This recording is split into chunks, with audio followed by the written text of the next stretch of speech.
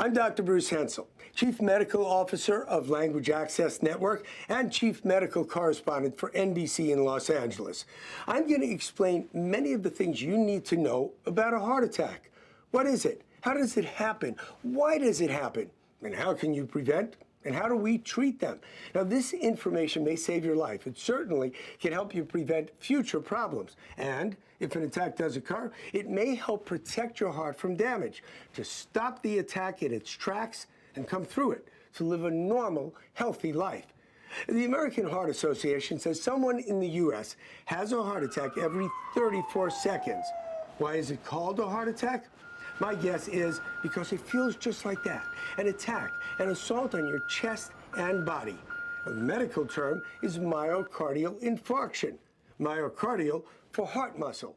Heart cell death. Infarction means death. And we know so much more about this than ever before.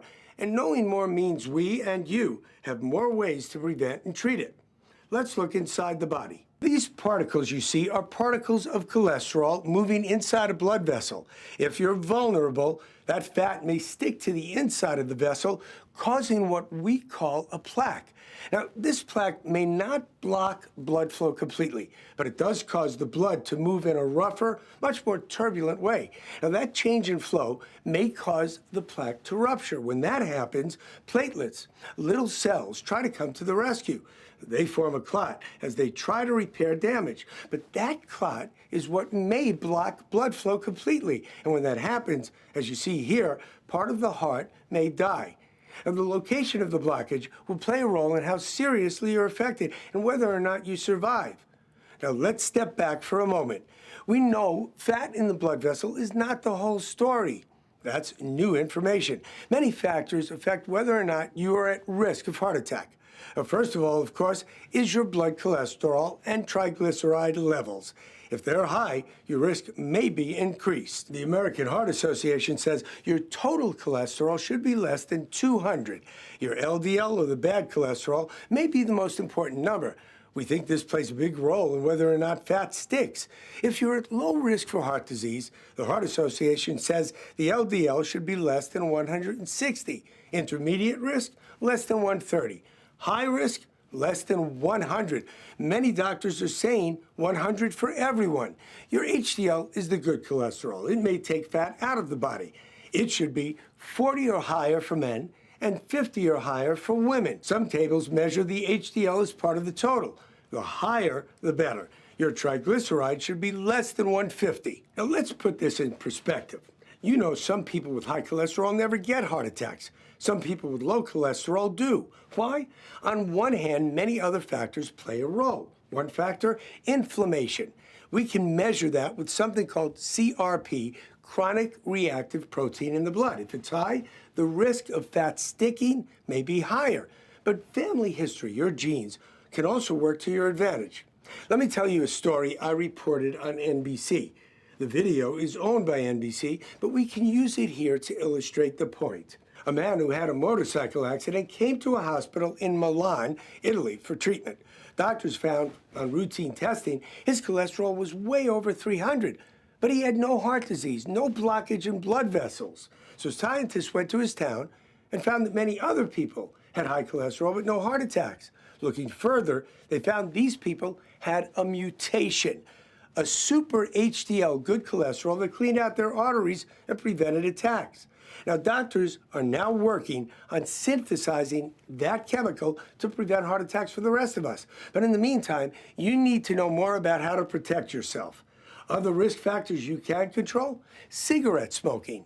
Cigarette smokers have a much higher risk of developing fatty buildups. Many studies detail evidence that cigarette smoking is a major cause of heart attacks. Diabetics and people with high blood pressure have a higher risk as well. So do obese people. So controlling blood pressure, weight, and diabetes, if you have it, can protect you. We know exercise and diet may lower your risk in all cases. Risk factors you can't control: your age, your gender, and your ethnic background. Older people and men have a higher risk of heart attack than younger people and women, but all people have some risk, and women need to know about the danger. I'll get to that in a moment. African Americans have more severe high blood pressure than Caucasians and a higher risk of heart disease. Heart disease risk is also higher among Mexican Americans, American Indians, Native Hawaiians, and some Asian Americans. This is partially due to higher rates of obesity and diabetes. And diabetes seriously increases the risk of heart disease. Even when sugar levels are under control, it increases the risk of heart disease and stroke. But the risks are greater if sugar is not well controlled. Now let's go back to the video to show what we can do to prevent and treat heart attacks. Remember this plaque rupturing? Well, simple daily baby aspirin may prevent the platelets from sticking and keep the clot from forming, thus preventing an attack. Believe it or not, it may even help during an attack. Studies show if you're given or take a baby aspirin or a regular aspirin, depending on what's safe for you, during the attack, you may decrease your risk of dying by 20%. But keep in mind, not everyone can take aspirin. Some people are allergic. And preventing clots is a two-edged sword. It increases bleeding time, causes other problems too. If your doctor says it's right for you, it could be a lifesaver. And if you have an attack, it may help prevent a second one. And one thing you should know is that anti-inflammatory drugs like naproxen or ibuprofen may interfere with aspirin and increase the risk. Talk to your doctor about that too.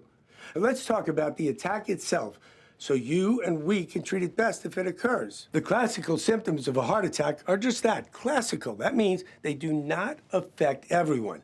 Now, the classical symptoms, crushing chest pain, like an elephant is sitting on the chest, left arm pain, shortness of breath. Now, profuse sweating. This is not because of nervousness or stress. It's a real physical symptom caused by your nervous system, a reaction to the blockage. Now, remember, these are just classical symptoms. Diabetics may not feel anything at all because diabetes interferes with their feeling. Yet diabetics are even more at risk of heart attack because the disease affects their blood vessels. Now, women may not be as much at risk of a heart attack as men, but that risk increases with age. And it is dangerous. It's even dangerous to think it's not a risk. Heart disease is the #1 killer of women overall, more than cancers. And women may get different symptoms. Let's look at the American Heart Association's list of symptoms for women. Uncomfortable pressure, squeezing, or fullness in the chest, pain or discomfort in both arms, or the back, or the neck, or the jaw, or the stomach, shortness of breath even without pain.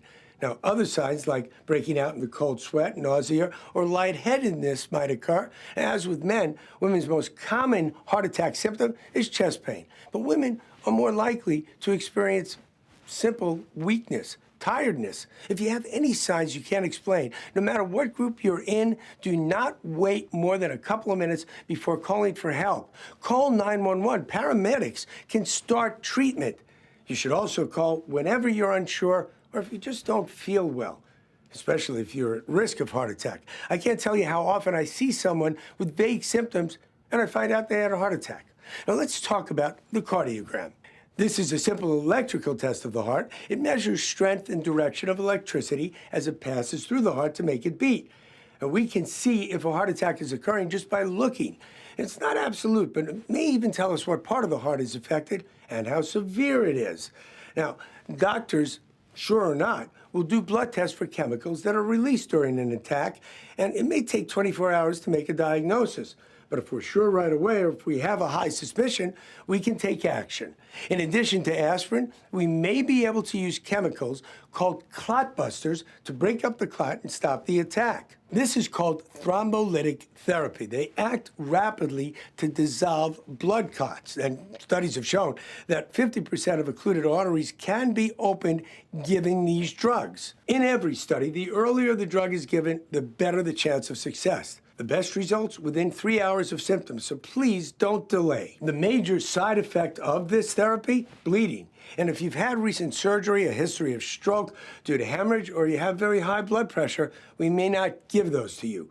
Now, when I was in medical school, we didn't have clot busters. About 10 or 15 years ago, we started using them. We saved many lives, or minimized damage. Now, we have something the studies show may be even better. It's called angioplasty.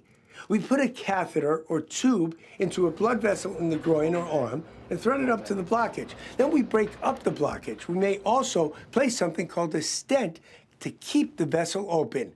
Now, you can see this procedure in detail in our tape on cardiac or heart catheterization. Many studies show using angioplasty and cardiac catheterization and stenting instead of clot busters is even better during an acute heart attack. No matter which method is used, the point is to open up the artery. This being the case, choosing between clot busters and angioplasty should be based on circumstances. Some other things you should know. You might be surprised to know that stopping aspirin suddenly may have a rebound effect and increase your risk. So if you've had a heart attack or stent placed in one or more artery, stopping daily aspirin may lead to problems. So if you've been taking it, do not stop it without speaking to your doctor. Also, certain herbal remedies may help or interfere with medicines. Tell your doctor about those too.